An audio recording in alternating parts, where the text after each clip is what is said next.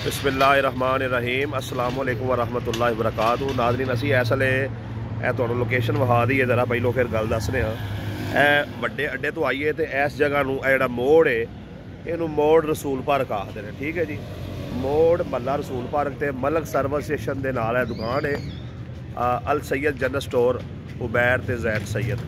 ठीक है जी, सैयद इंतज़ार शाह साहब की दुकान है, करियाना स्टोर है।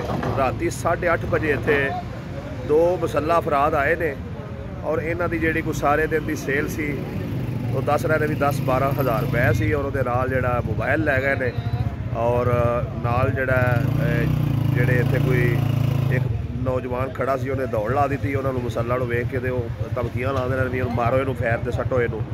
तो अहले महला जिहड़े ने वो रात के खौफजदा ने और SHO थाना शरकपुर अगे और DPO शेखुपुरा अगे अपील करते हैं कि शरकपुर होने वालियां इन्हां वारदातां दा नोटिस लवो। किसी जगह तो मोटरसाइकिल चुकी जा रही है, दुकानों के मसला आके कोई सैंटरी वाली दुकान लुट रहे हैं, करियाने वाली लुट रहे हैं, कोई कपड़े वाली लुट रहे हैं। पूरे शहर पिछले एक हफ्ते तो फिर वारदातां का जिहड़ा सिलसिला है वो बड़े अरूज ते वे।